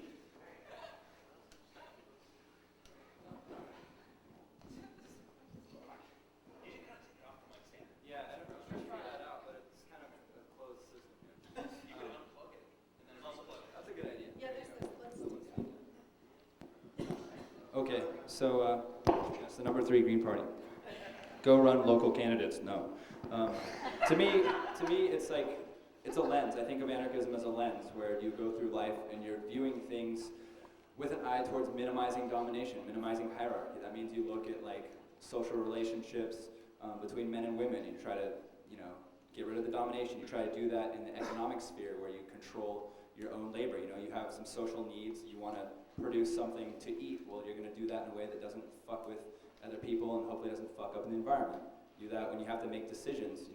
We're a social species and we live in complex societies and we have different wills. And if you just say go out there and do whatever the fuck you want, you're going to have conflict. We need to have a non-hierarchical way to deal with those conflicts. Yeah, I don't know. It's a lens. Okay, that's it. Next question. All right, our next question. This is for Aragorn. I was interested in other forms of thinking that you've come out against model thinking, or I was interested in what forms of thinking you would propose instead for liberatory projects. Wow.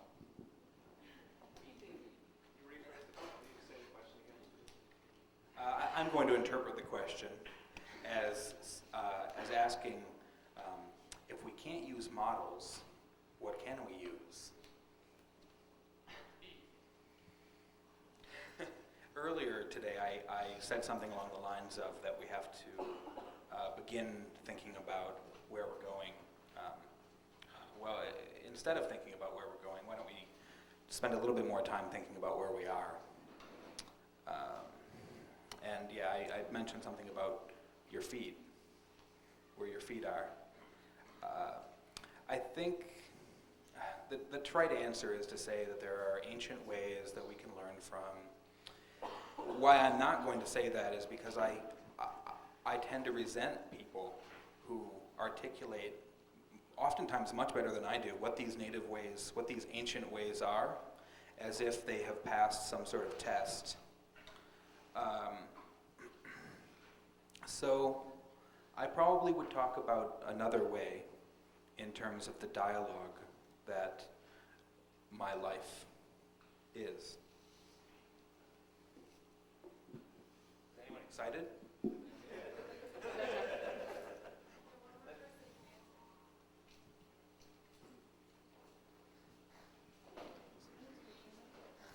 Okay, so some things come to our attention that the person who's doing the camera is with the school. So we don't really know what this means. So if the person who has the camera could maybe go to a microphone real quick and tell us what you're doing, that'd be great. Identify yourself.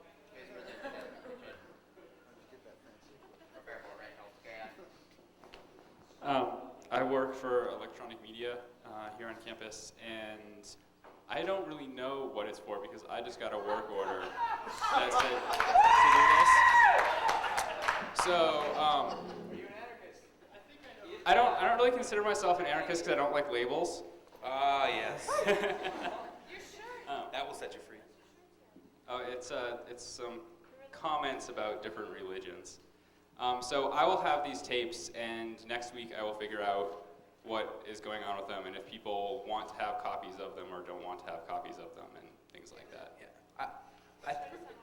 I think that it's very naive to think that there is not the possibility of pinhole cameras all over the place. I mean, if you're going to go in this direction, maybe stop. Okay, we'll take that. Okay, next question.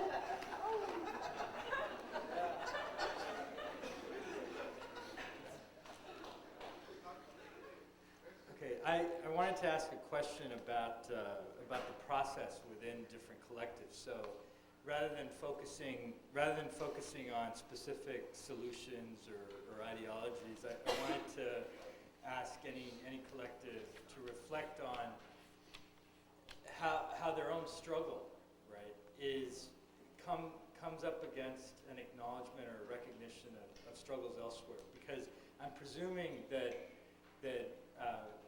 most people in the room recognize that struggle isn't only taking place under the banner of anarchism. It's taking place in any number of constituencies and in different forms. And so, how do you strike a balance between both the attempt to nurture your own vision within the collective and to nurture each other within your collective, to support each other and to help each other grow and become strong or take on certain roles, and also relate to other struggles that may not have the name of anarchism and may in fact, you may find contradictions between your own struggle and that struggle, but nevertheless you have to acknowledge that also is struggle that's taking place somewhere else. Well, maybe the number 3 collective, and then somebody else. How about that? Great. Go for it.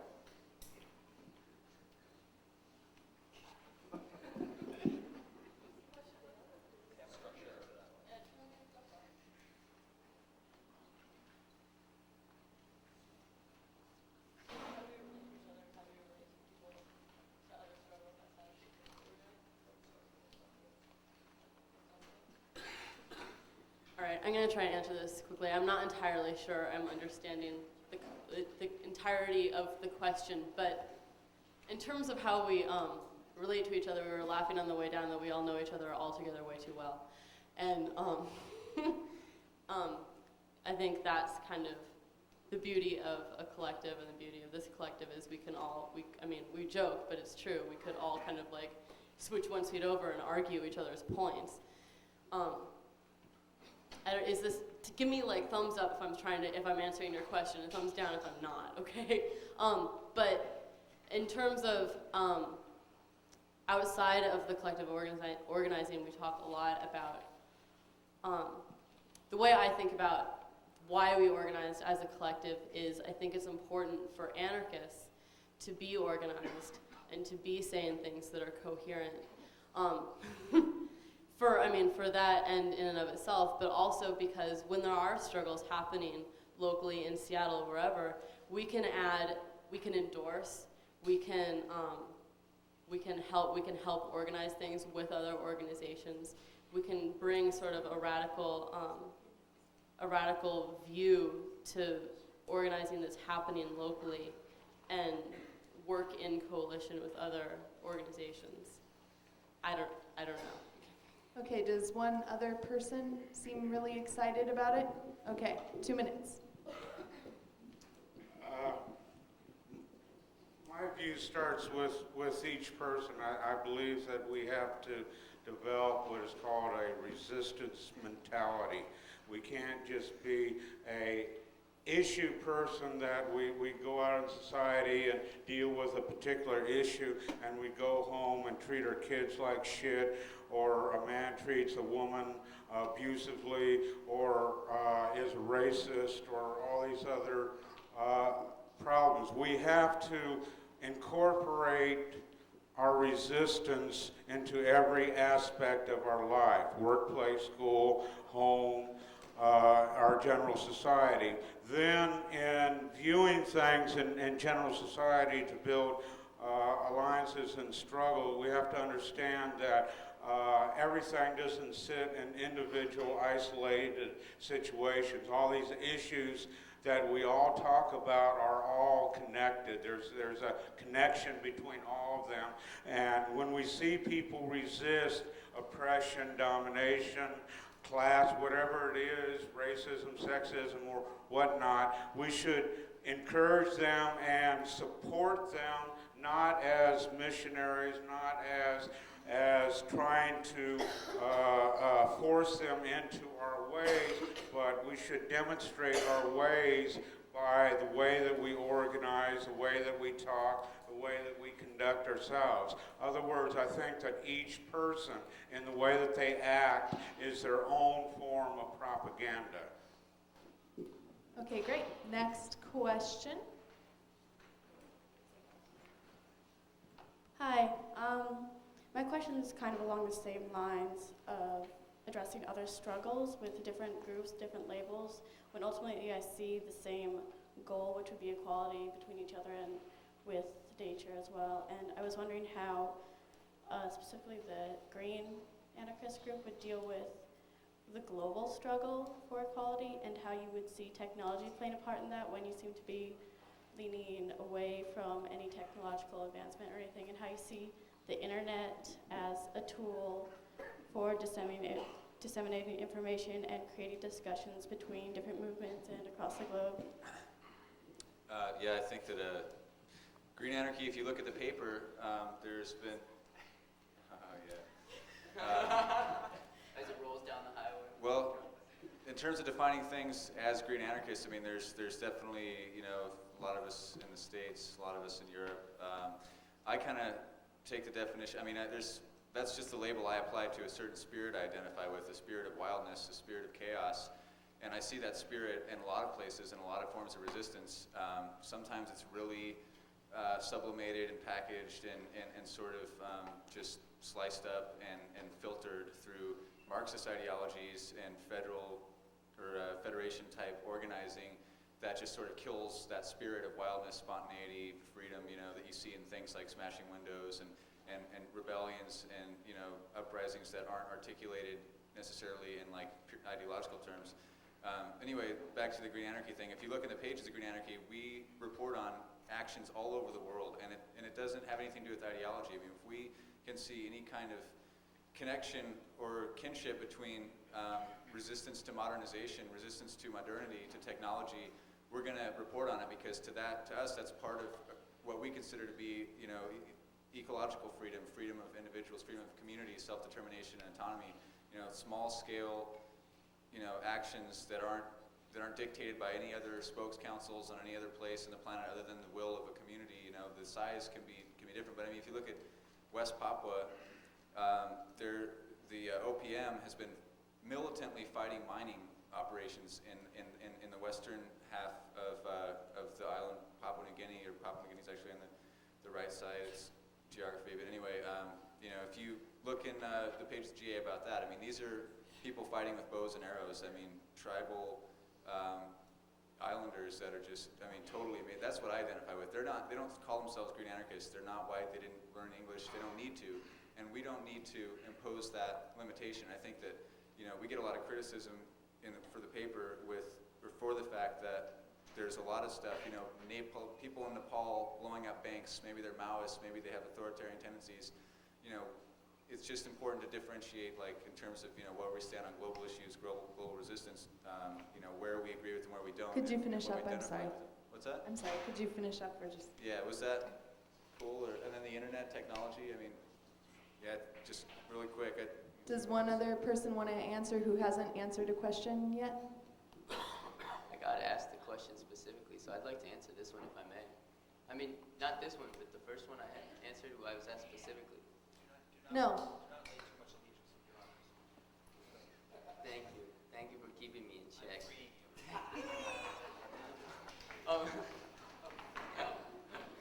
Keeping in touch with movements in other parts of the world, other parts of the country, other bioregions, it's a manifestation of solidarity. It's the way we interact as people, among groups, among the people we know, how far out you go. And the more there are trends that have been occurring for hundreds of years that we haven't even mentioned, like urbanization.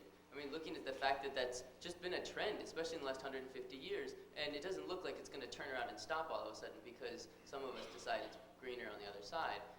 You could look at the communication revolution. That's the topic touched on. The internet is an amazing tool, but it's still held in 6 university basements and huge mainframe computers. Don't buy the hype as much. Use it while you can. Don't think that that's going to be some free world-freeing mass communication tool. How many fucking people have internet? How many fucking people read English? How many fucking people are going to look up Green Anarchy? Honestly, I'm not to diss, but honestly, it's not going to happen. But while it's there, use it. Get out to high schools, man. What the fuck talking to a bunch of college kids? Get out there and talk to people that aren't sure, that don't know, that still hate everything about life because they remember that it's all bullshit. This is it. I'm here because I'm a fucking student and I'm a fucking anarchist. And I want to talk, dude. And to the last question of how I can be an anarchist, because I came down from the other row where the non-specialists were, and I came into the specialist circle, and I had a fun time, so thank you. Okay, cool. Next question. It's a new cult of personality. Hi, I'm Grace, and my question goes along the lines of practicality, and what I really want to know is what are you doing right now in your own life to address your male dominance tendencies, your white supremacist tendencies, to be allies to people of color, maybe learn another language, and what are you doing to right now take care of the poor and address the issues of the poor and the stigmatization of the poor and what's happening with the legislation? 2 minutes. Okay, who's most excited? Come on, give me some excitement. Oh, you have excitement. I think he should answer. What are you doing? I want to ask a question. Okay, then get in line. Okay, who wants to answer one? All right, I guess I'll. Okay, is there anyone who hasn't answered who wants to answer this? Anyone? Come on. Anyone? Anarchy is not a spectator event. Yeah, come on. Come on. Democracy. Don't be afraid that people won't think you're cool enough if you say something dumb, Come on.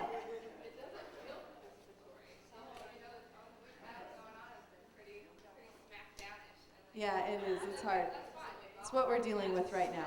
Damn! Okay, does anyone want to answer except for that guy?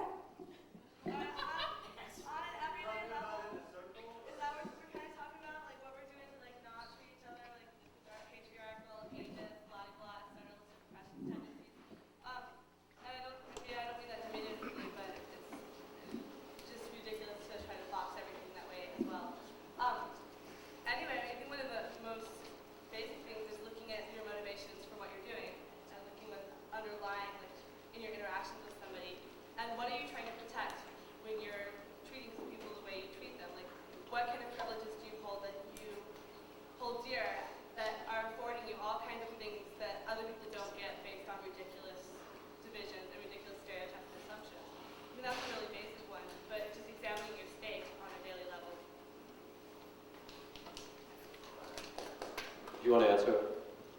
I'll answer. All right. Well, as a male who grew up, I'm native to this Turtle Island, but as a male who grew up in a male-dominated society and grew up with sexism, as all of us who are men here and here, if you grew up in America, you grew up in a sexist society, and we were taught by men who were of a generation who were taught how to suppress their feelings, and who are now in their 70s, who are now going back to Iwo Jima, who are now going back to Hiroshima and crying for the first times in their lives at what they were a part of in the 1940s. And these are the generation of men that taught most of us. So as a male, as a target, as a Native person, but as an agent, as a male, what I do, and I encourage other men and all men to do, is not only challenge sexism, but get together on a regular basis and start talking about your role, our role, and not about how, oh, you might work in a minority in a workplace and so you're a target. We are not fucking targets. We are the product of a society, of a male-dominated society with male-dominated language and laws, and our people, Native people, know this all too well. All the treaties that were formed by men, and when Native people in the early days brought their entire families, including women, it was such a shock to the colonists, they couldn't understand why there were women speaking for their men. And so this is something that has been going on since Turtle Island was invaded, and the language is still there, and as long as the language is still there, and as long as men are in denial that we are sexist, and we are a product of this sexist society, then there's not going to be any inclusiveness in any of these movements, whether it be Greenpeace, whether it be Earth First, or whether it be anarchist movements of all genres, that until we embrace and take responsibility for what is true and what is fact. And I'll say the same thing about racism to white people. It's your racism, it's not mine. And until you deal with it, then there's no way that people of color are going to be feeling like they can come to these organizations and be a part of it. And I would say that we as men need to do the same thing. And that's the only way I can answer that question.